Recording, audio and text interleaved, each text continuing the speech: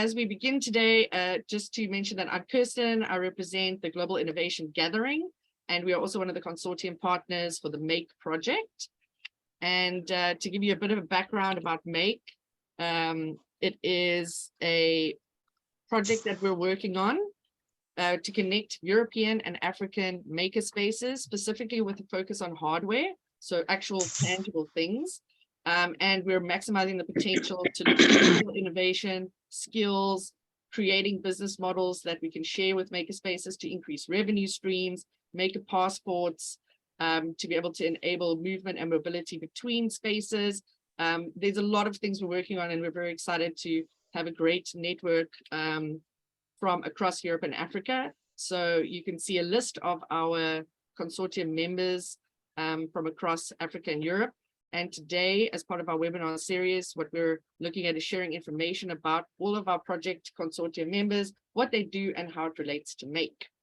So our first webinar for 2023, we are presenting the lovely Frida, who is based in Ghana at the moment, and she'll be talking to us about Fab City.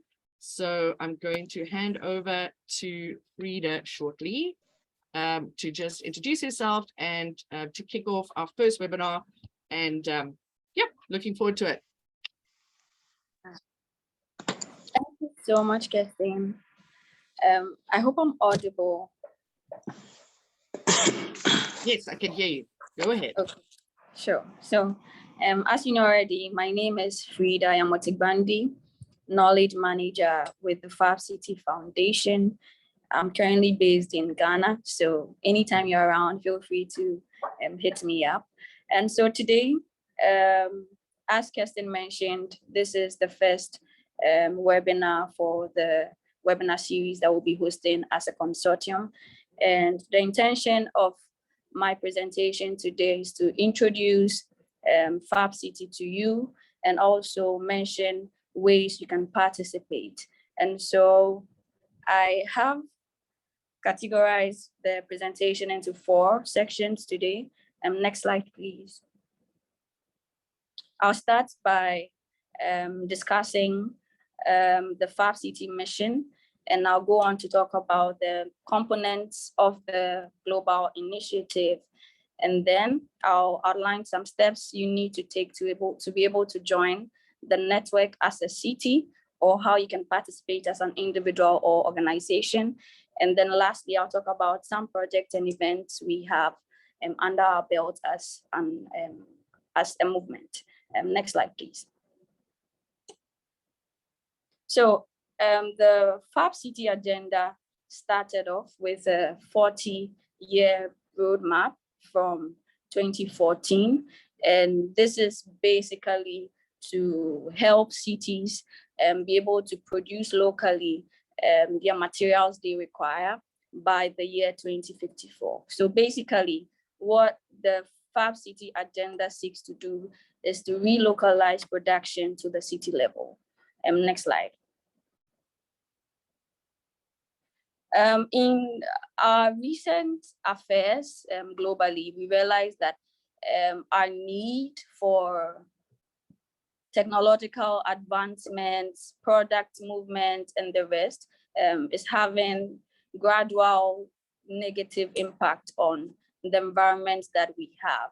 And we see that the approaches that are currently being used are not sustainable enough. So eventually, the earth that we have with its limited natural resources may not be able to accommodate us and other living organisms around.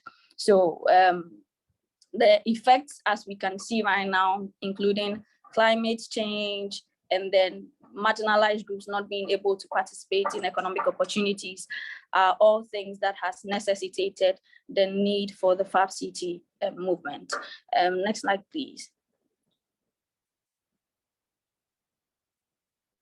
So we intend to achieve the 2054 challenge, which is to help cities be able to produce their own materials, food, energy by that year, by transforming the way we currently do things. That is shifting from the linear economy system that we currently are where we produce so much waste and we overexploit our natural resources, to a circular model where we can reuse, repair, and refurbish products for a long time until we can no longer use it. And we are doing this, next slide please. And we are doing this by making use of circular economy strategies and also finding ways to build and empower local communities so that they can be able to take their own affairs into their own hands. Next slide, please.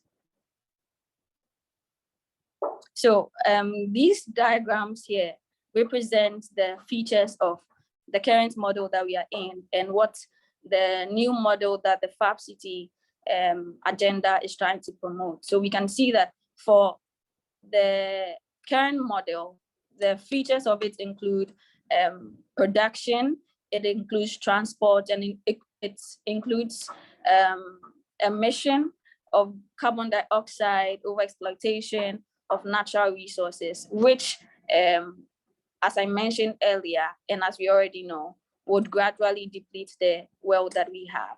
And so the new model, next slide, please. The new model that we have should lead to building resilient local communities. And by knowledge exchange, by sharing data across cities, we should be able to replicate new ways of doing things. We should be able to replicate innovations without necessarily transporting products, without necessarily machineries across the ocean, and thereby using fossil fuels and emitting carbon dioxide into the atmosphere, and then hurting our natural resources and further using energy and reserves that we have. And so, next slide, please.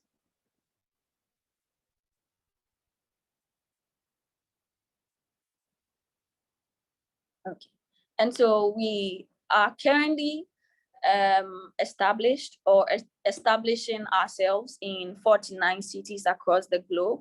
And we are doing this through the help of a network of, next slide please.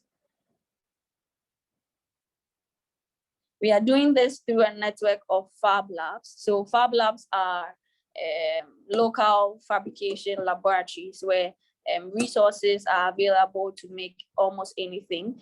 And these Fab Labs are spread, over 2,000 of them are spread globally. And so you might be interested in locating a Fab Lab closer to you to understand what they do and to understand how you can also make things for yourself, for your organization, or for your communities. Next slide. So with the Fab City agenda, it is understood and it is implemented by a framework, which is the Fab City full stack. And this framework is a multi-scalar one, that it has 7 layers that can be implemented in no particular order. So a city can be functioning on either of the layers, either from bottom or from top. And so with this full stack framework, cities are able to build their communities around innovation spaces like the maker spaces, like the Fab Labs, and around core technologies like digital fabrication and whatnot. And these new these technologies and innovation spaces can be embedded into our formal education as a way of enabling new ways of doing things, new ways of innovating. And local and global networks are being established by the implementation of activities through the full stack framework. So in the end, cities can better appreciate the 2054 challenge and can be able to break that down into projects or activities that they undergo on their level. So this full stack, in essence, is like a beacon for the research agenda of the Fab City movement. Next slide, please. I'd like to share that some links are being shared within the chat, and these links are accessible. You can find resources that would better help you understand the Fab City framework, and then other things I've mentioned previously. So the Fab City Global Initiative has three main components, and one of them is the Fab City Network. Next slide, please. The first is the Fab City Network, and the second, the Fab City Collective, the third, Fab City Foundation, and I'll briefly describe what these components are. Next slide, please. So the Fab City Network is a growing network of cities, regions, and localities across the globe. And these are cities that have whose visions align with the 2054 challenge and are interested in developing mechanisms to help them build their own materials and develop their own energy by the year 2054. And so, thanks, Brenda. And so for the Fab City Network, organizations, key stakeholders are all included and are helping us promote the 2054 challenge. Next slide, please. The collective, as part of the Fab City Global Initiative, are also individuals that we term stewards or experts who are interested in the Fab City idea and who are in their own ways contributing to the Fab City agenda in their own organizations, through their own projects, through their own activities. And so being part of the Fab City Collective is also a way of participating in the Fab City agenda and also pushing for the goal of we being able to adopt sustainable approaches so that we don't lose the world that we find ourselves inside, and also for posterity's sake. Next slide, please. So the Fab City Foundation is the entity that is supporting and guiding the collective and the network. And we do this by implementing projects and educational programs with the sole aim of building the capacity of local communities to accept, to better appreciate the 2054 challenge and be able to also implement it on their own level with their own local resources in their own context. Next slide, please. So joining the Fab City Network is very simple. Currently, we have no active African city. So the one strategy of the Fab City Foundation is to understand better the context of African cities and be able to connect African cities to, or African networks to European networks, and promote knowledge exchange in order to develop a network in Africa as well. Next slide, please. So for a city to be able to join the Fab City Network, you need to follow three simple steps. The first step will be to complete the application process. And then the second step would be to coordinate a local consortium or an ecosystem to coordinate key stakeholders within your ecosystem. And I think this is the most complicated aspect, but as I mentioned earlier, the Fab City Foundation is readily available to support you and guide you along this process. So the last part, or the third step, would be to participate in the Fab City Annual Summit and make a pledge to commit to the network. Next slide, please. Okay, so in the next slide, I will highlight a few of our activities as Fab City. So next slide. We host a series of Fab City events every year, and these events are classified as roundtables, working groups, and focus groups. And these events are aimed at promoting the Fab City agenda. So for the network, they are able to share projects, they're able to share opportunities, they're able to share insights with the network and also enthusiasts across the world. And so these events are key tools that Fab City uses to promote the agenda and to share knowledge globally. So to be able to join the network, I think you should register for these events. I think you should be participating in them and be able to connect with people in other regions and continents who are doing things of interest to you. Next slide, please.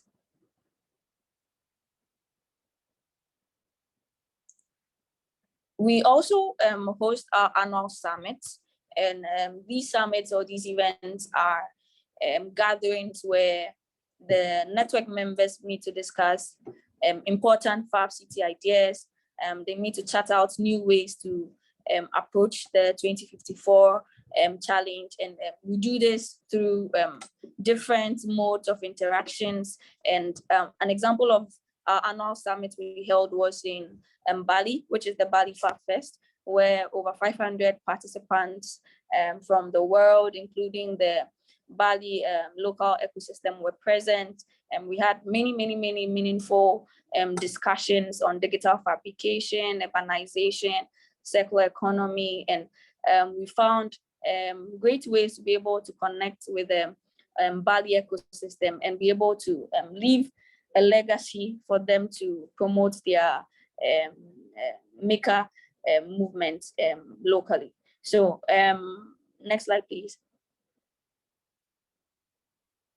Another way that the Fab City Foundation actualizes its ideas is by implementing projects. And the MAKE project, as we know, is one of them, where we are gradually trying to understand the African context to be able to develop a network here, and also supporting other MAKE partners to ensure that deliverables are achieved, and we are able to successfully connect European networks with African networks, as Kirsten mentioned earlier. So through projects, we are building capacities of communities and localities across the globe. Other projects we have as a foundation is the Daphne Interfacer and Centrino project, and you can read more about these projects online. The links have been shared in the chat, so please feel free to visit and read. Next slide, please. Okay, so our network coordinator, Ida Jusik, coordinates all activities of the network and can readily assist you with how to participate as an individual, participate as an organization, or join the Fab City network as a city. And I believe that the vision of Fab City agenda is one that exceeds our individual interests, and it's for a greater good, ensuring that the approaches or the current ways of producing things is changed, and we adopt sustainable approaches. We are able to limit exploitation of natural resources, and we're able to connect globally, and then learn from each other as organizations, as cities, be able to replicate innovations within our local context with the resources that we have. And so a key takeaway, if you don't remember anything at all from this webinar, is that the Fab City agenda is to ensure that by 2054, local communities have built the mechanisms to be able to build their own materials, energy, and food that they need to be able to sustain themselves as a community. Thank you, and I look forward to a fruitful discussion.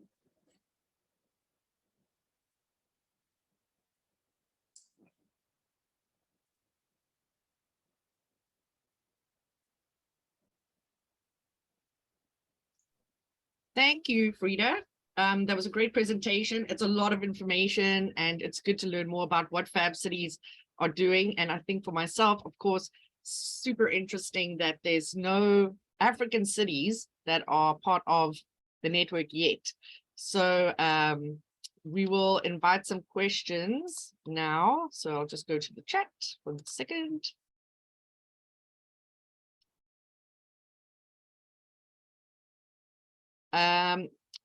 We will share the presentation document. Thank you for that as well. So no problem. And also the recording will be on the YouTube channel. And thank you for the links, Frida. Does anybody have any questions? You're most welcome to directly chat. It's an open conversation. It's invite any questions. So you're welcome to raise your hand or unmute your mic and direct any questions to Frida to find out more about Fab Cities.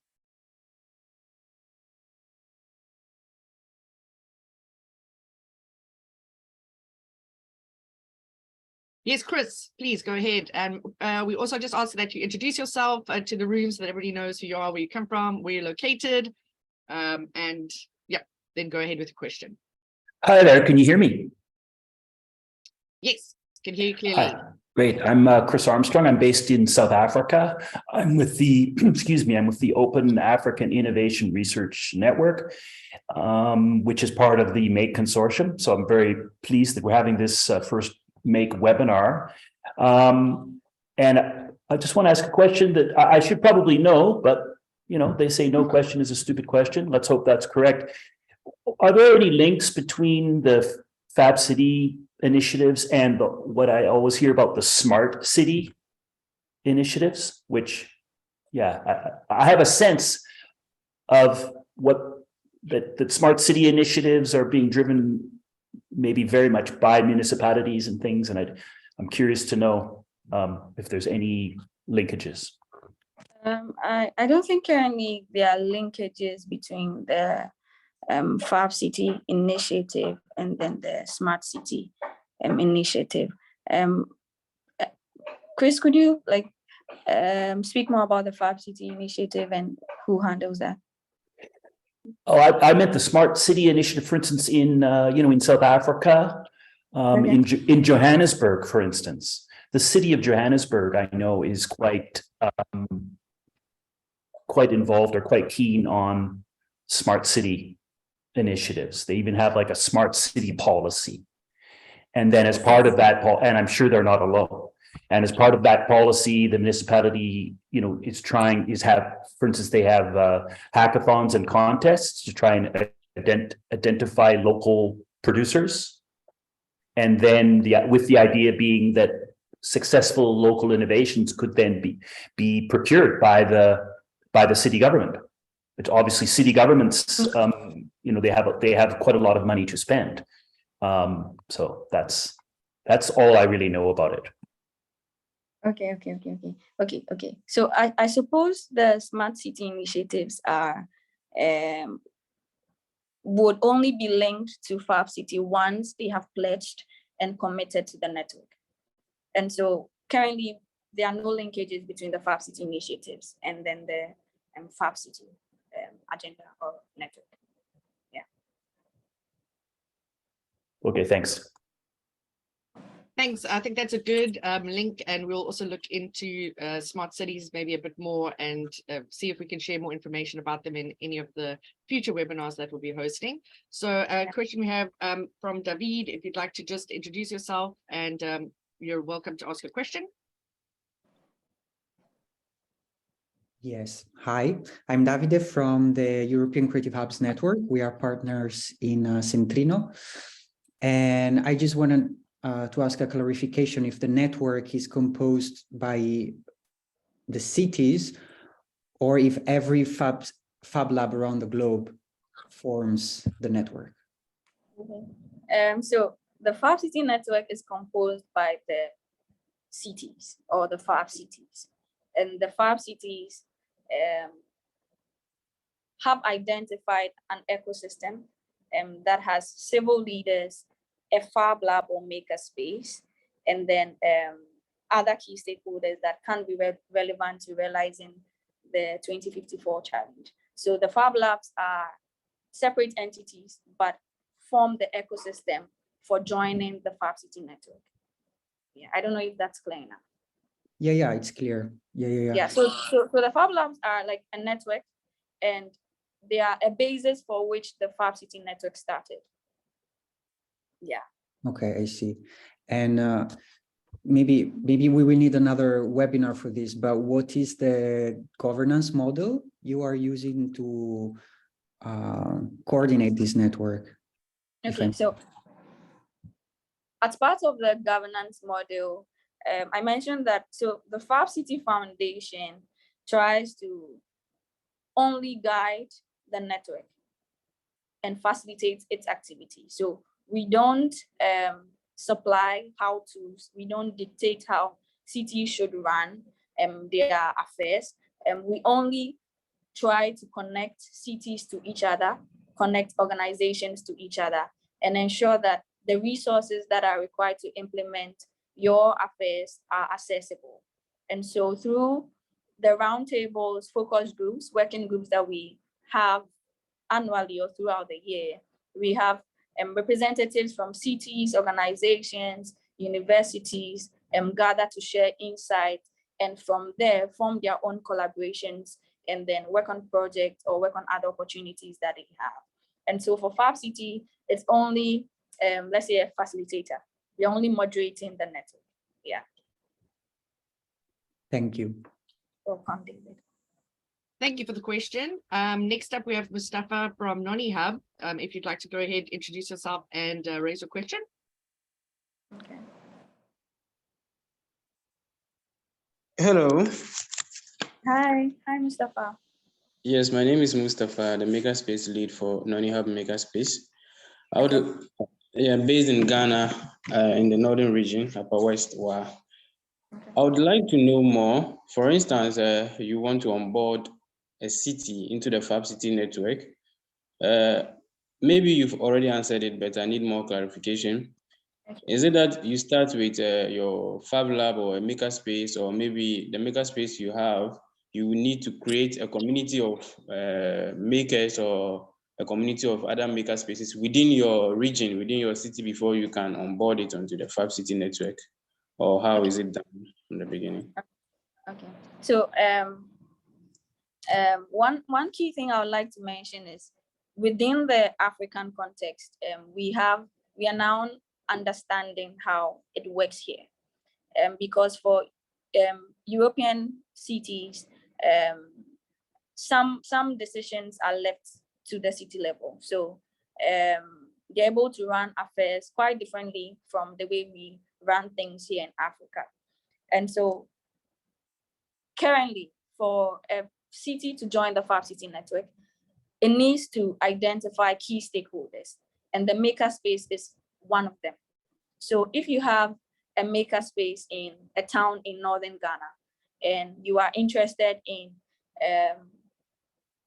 joining the network as a city, which would be your whole town or your community, the first thing you would have to do is to complete the application process, like I mentioned earlier, and then share this idea with your ecosystem. So you mentioned that you have a group of maker spaces. This has to become a collective decision you make as a community. And because the last step would be that you would have to make a pledge and commit to the network. And so it is essential that your ecosystem aligns with the vision that you want to put out there. But certainly you can spearhead the establishment or the joining of the network by your city, but you need the backing of the key stakeholders within your ecosystem to join. Yeah. Sure. So Thank you very much. Mustafa, we can discuss further since I'm also in Ghana, and then see if we can do something collaboratively together, like an event or something to further discuss this. Oh, okay. I think that will be fine. That will be fine. All right. So I'll leave my email. Okay, in the chat. Yes, in the chat, and then. Okay, I'll reach out. Oh, okay. Okay. Sure. Thanks. Maybe Ghana will have be the first Fab City in the African continent. That'll be pretty. We'll Ghana, wherever you are based, your Noni Hub in the north. But that'll be quite exciting. I know, Ricardo, you've raised your hand, but we have a few more questions, so I'll get to you shortly. So Emmanuel, you're welcome to introduce yourself, where you're from, and let us know a bit more about your question for Frida.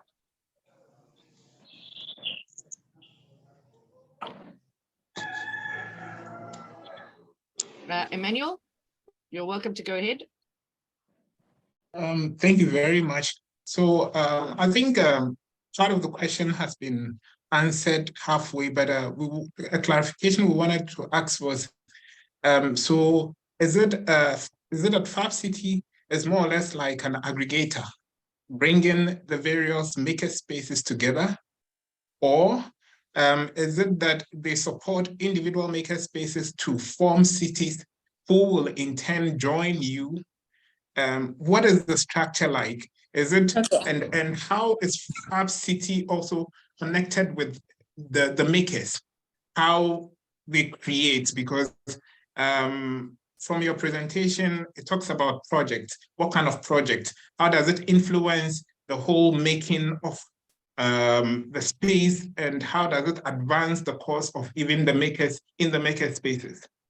Okay, thanks, Emmanuel. I'd like to add that I have Carolina and Vasilis from the Fab City team. And hi, Carol. Would you like to introduce yourself and maybe help with this question? Hello. Hi. Hi, it's a pleasure to be here with you guys. I'm sorry, I'm here in Colombia. It's my 6 a.m. So I have this sleepy face, but it's a pleasure to be here with all of you. Yeah, Emmanuel, thank you for your question. Actually, it's like the second option you gave, like Fab City. It supports maker spaces and different stakeholders in a city to collectively discuss the Fab City agenda, the relocalization of production, together with the maker space, with the Fab Lab and the different stakeholders, so the City Hall and the different actors that want to change a bit the vision and how we produce and consume in the city, right? So we stimulate this aggregation. So we have like some tools, and we have like our network coordinator, Ida, that always always have meeting with the different stakeholders before they become a Fab City, support them in how they can do this process. And once they're ready, they pledge. So we need the political commitment of the city that they want to join the Fab City network. They want to be a Fab City. And remembering, we're not just talking about Fab Cities. No, we have regions that pledged, like entire regions. We have nations that pledge. So it can be a city, it can be a region, it can be a full nation that pledges its Fab City. So yeah, so it's the other way around. Like one of the stakeholders that needs to be there is the maker space and the Fab Lab. But the Fab City network is not a network of Fab Labs or maker spaces. It's a network that combines different stakeholders to be able to become a city or a region or a nation that relocalizes the production. So I don't know if that's clear enough. Yeah. Before I asked my next question, how do you define a maker space and a Fab Lab? According to your organization, how do you differentiate the two? I don't think there's many differences between them, actually. They are production spaces. And I think it's more how the movements started and developed themselves, and with different maybe naming of them. But in essence, they are basically the same. It's more about how you name them and how the movement grew from different perspectives, but they are basically the same. I don't know if because has you were using them. You were using in your submission, it was more Fab Labs and maker spaces. So in the ecosystem, sometimes use interchangeably. So that was the understanding I wanted to get from you. Perfect. Yeah, because they name themselves differently. So we respect the different naming. So that's why we say like both Fab Labs and maker spaces. It's about the identity they give, like they have. Okay. But in essence, they are the same, like they have the same essence. Okay. And you talk about city commitment, political. Does that mean that the city administration has to be part of this whole application to join the Fab City? Or when you talk about the political commitment, what do you mean by political commitment? Yeah, exactly. The city administration has to commit to become a Fab City. So if we have only like the maker space and the community and university and different stakeholders wanting to become a Fab City, but we don't have the political commitment of the administration, the city cannot pledge.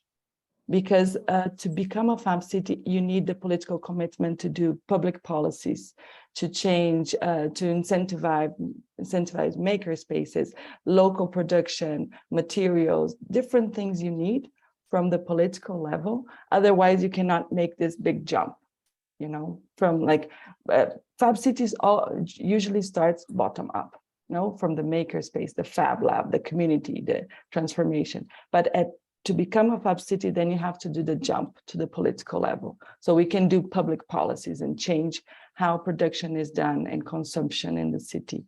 Otherwise, we cannot do this like transformation, big transformation. We say Ghana is a Fab nation because you have a representative in Ghana. So have you spoken to the political actors and have they agreed to be Fab nation before the cities? Ghana is not a Fab nation. That's my last question. No, Ghana is not a Fab nation yet. Okay. It can become. And we don't have any cities in Ghana that are Fab cities either. So that's the challenge for you guys. Yeah. Thank you. I don't know, Emmanuel, if you're from Ghana, sorry. Yes. Okay. Thanks, Emmanuel. I think those were really good, crucial questions. It's definitely a challenge, I think, just in the African context, connecting with municipalities and, you know, doing this type of city interfacing between municipalities is a challenge. So it's something that I think during the MAKE project as well, we're looking at supporting policy and having more dialogues about the benefits of MAKE spaces and what they do. I'll pass over to Ricardo for his question and then to Frank. So Ricardo, go ahead, please. Thank you very much, Kay. Hello, everyone. Thank you, Freda, for the presentation. I don't have a question, but instead, I like very much what Emmanuel said, you know, both his questions. And as we are talking about Fab cities in the African context, I would like to bring to the table a really nice African author called Aleta Norval. She's from South Africa, probably some of you know. And she writes about a term called decontextualization. It's when you start repeating so much one thing, you change the meaning of that word and you recontext it most of the times in the intention to create a new history that was never there before. I super suggest this book. It's called Democratization Fractal, something like this. But Aleta Norval, she's lovely. And as we are talking about implementing things, I would love to see a Fab City in the, what's the name? Gulf of Bengal, you know, the delta of the Niger River. Mustafa is from Nigeria, but the north, you know, but I can imagine, and I talked about this with Kissing some time ago, you know, I can imagine a Fab City in Singapore, maybe, but you know, when you bring to the table things about energy, food, you know, big stuffs, we are talking about a huge decentralized production that is super hard to break or things like this. Pause, you know, so this is the first question of Emmanuel about what's the difference of a Fab City and a Fab Lab or something like this, you know, and a bit to reflect upon that. The second thing I would say it's about why, you know, or why to open the Ghana Nation City or whatever. And let's take as example 4 cities in Brazil. There are Fab cities, and Brazil is the country where I'm here now, as you see, you know. So what's the idea here? We have Fab cities in Curitiba since 2017, in Recife since 2019, and Rio de Janeiro since 2019 too, as well. I know that Recife committed the city mayor in 2019, but in 2020, administration changed it and changed parties, you know? I know Curitiba is not active. They've been not active for like 2 years, and they made a meeting 1 week before the Fab Festival, the City Festival, you know? So again, and then is the second question of Emmanuel, you know, how to engage with political, is it to bring it to the table, how to commit and all these things. What's the Fab City in the delta of the Niger River? What's a Fab City in northern Burkina Faso? What's a Fab City in southern Ghana? You know? So maybe more than going into the process and the bureaucratic process of becoming a Fab place, to become a Fab City and engage with these politicians, is to think about how your space will really and necessarily produce what a Fab City aims to produce, you know? So if you take the website, it's somewhere in some of the steps, you know, but to engage to local production of almost everything, from food to energy to, this is the main thinking. And I'm not saying there's a solution, or the thinking is wrong, or the concept is wrong, but if we don't want to go into the criticism of Mrs. Aleta, that I appreciate so much, you know, how can we be ethical with ourselves, with our communities, and with the concepts that we embrace? I know embrace is a not common word in English, right? But in Portuguese, I would say embrace like this, you know? I embrace things, you know? How you bring this concept, embrace this, you know?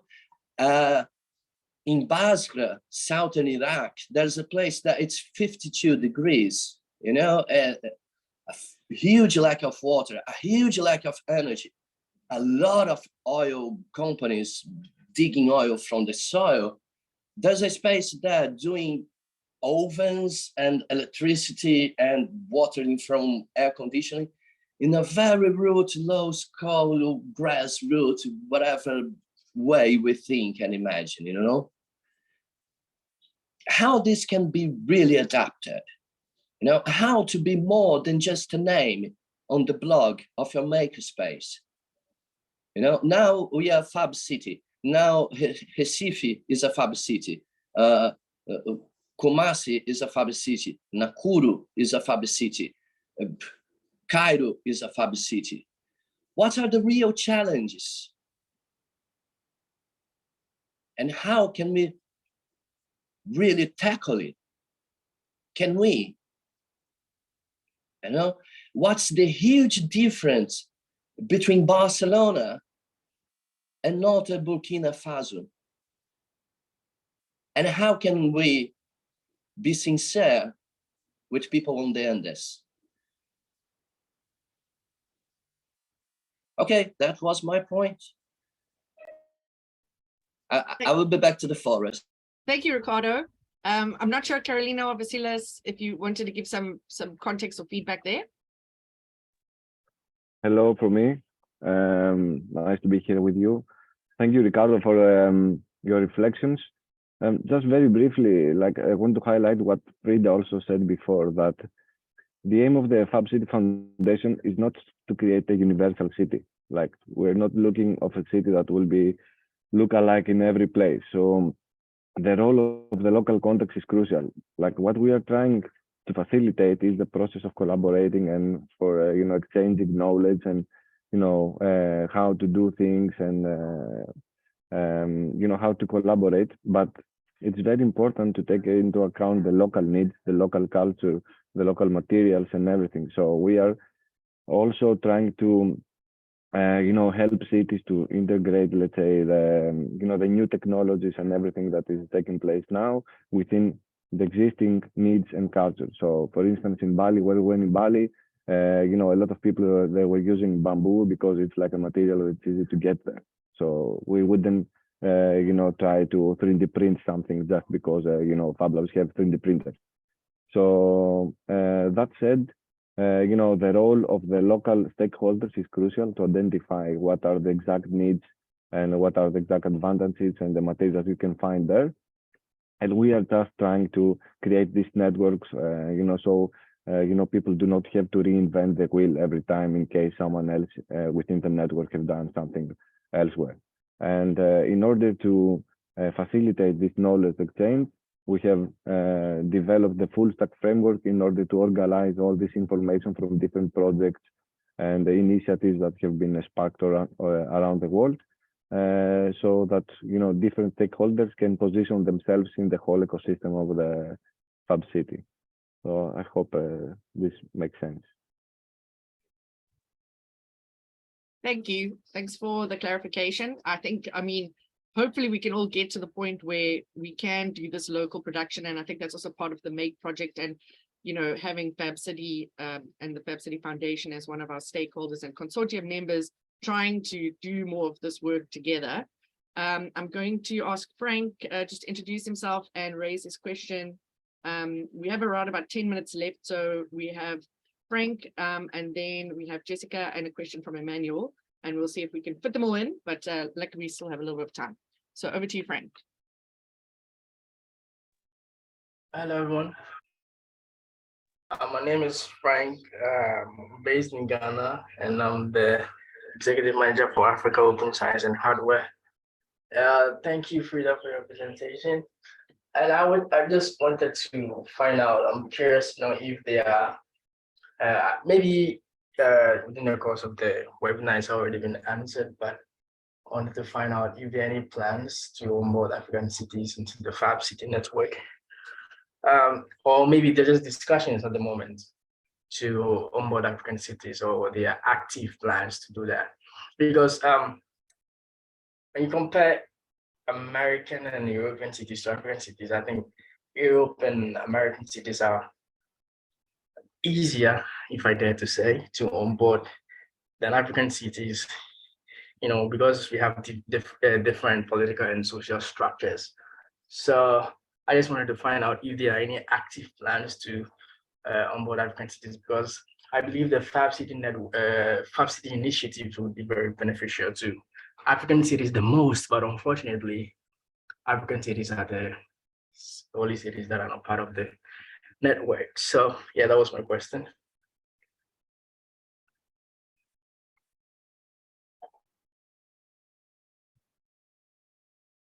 Thanks. Okay. Peter? Yeah, thanks, Frank, for your question. So I mentioned earlier that, and as Vasily said, Fab City isn't trying to make every city look alike. And to onboard African cities, we would first have to understand the context. And we see from Ricardo's submission, we see from Emmanuel's question that there are areas that needs more probing into.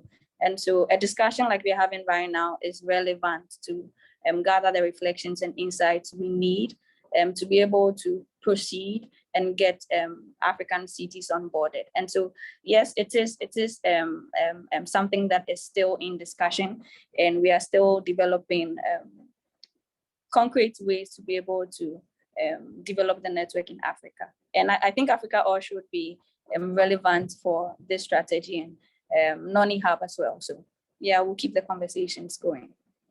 Frank, I hope you answered.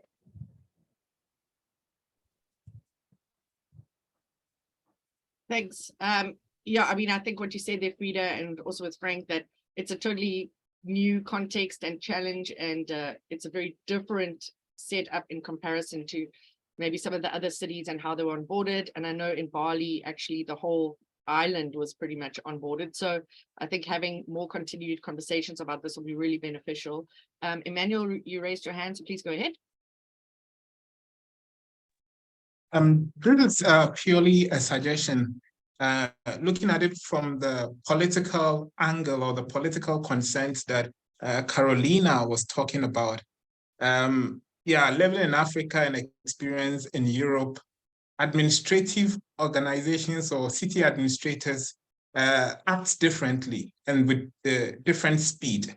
So I would want you to reconsider the city administrator or the political consent before a city is built. Usually what we do at our end is you build a city and the politicians plug themselves into it. But if you want to wait for the politician before the city is built, then probably we might never have some cities in the next maybe years, because the people will be on the politician's decks and he's thinking about maybe, let me give an example, Ghana, next year's election. He's thinking about his re-election and not the city you want to build. So he's waiting when he wins power in the next 2 years, then he would think, okay, let's build a city. So probably you would want to reconsider a political yes before a city is built, but a city can be built and the politicians will plug themselves in. And that is where you can influence or push them to say yes to certain kind of directions. And let us also not forget that we are advancing this whole thing, culture of the private sector driving these initiatives and not the public sector or the politician, because politicians have a lifespan of 4 years and they go and sometimes even shorter in our political spaces. So that is my little suggestion. You might reconsider your arrangements. I don't know, but that is my little suggestion.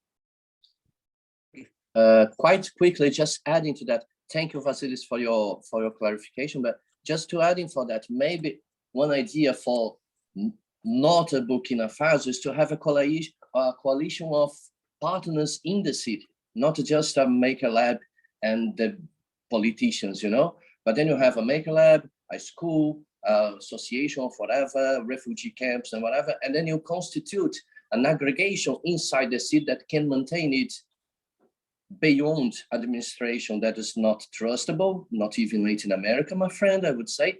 And the second thing, to depend just of one maker lab, you know, to keep things going for the whole city.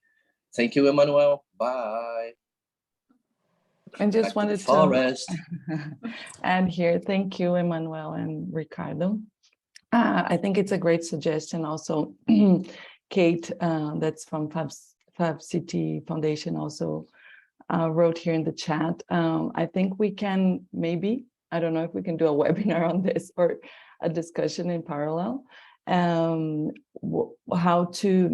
What is the importance of the political involvement in a Fab City? Because as Ricardo was just saying, the community is the one that first builds the Fab City like agenda in the city. It's usually not a top down. It's not that the city adopts the concept and then creates the community. And usually when it happens that it doesn't work very well. It needs to be the community, and the community is not just the maker space or the Fab Lab. It's, as Ricardo was saying, the school, the university, all the stakeholders involved, and make a strong movement in the city. And then you have the political commitment. And Ricardo, I'm from Brazil as well. I'm based in Colombia, but I'm from Brazil. So I know a little bit the process in Brazil and in Latin America. And the changes of government. Super horrible, is it? And the changes of government is a challenge because they change. So only when you have a strong community that keeps the concept, that keeps it going, then we can keep Fab City going in the city, because every 4 or 5 years, the mayor changes, the administration changes. So the community is the base, the stakeholders are the base of Fab City. Otherwise, we cannot continue the movement in the city. Yep, thank you so much, Carolina and Vasilis, no problem. We understand that. We're closing off now as well. So just to say that I think it's a really constructive suggestions and conversation that we've had. And it's been really good to learn more about Fab Cities and Fab City Foundation and the work that they're doing. And I think the suggestion of looking at Africa with a, if you build it, they will come kind of context might be something that is a framing for the discussions. But I'll hand over to Frida just to close off on behalf of Fab City and Make. And please, if there's any other questions or anything, please pop them in the chat before we close off, and we'll be sending a feedback email to everybody and capturing all these things that we've shared today. So Frida, please go ahead.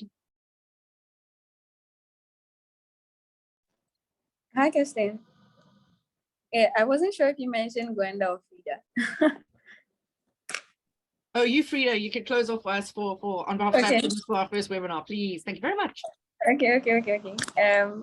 Thank you so much, Kirsten, for moderating such a fruitful discussion.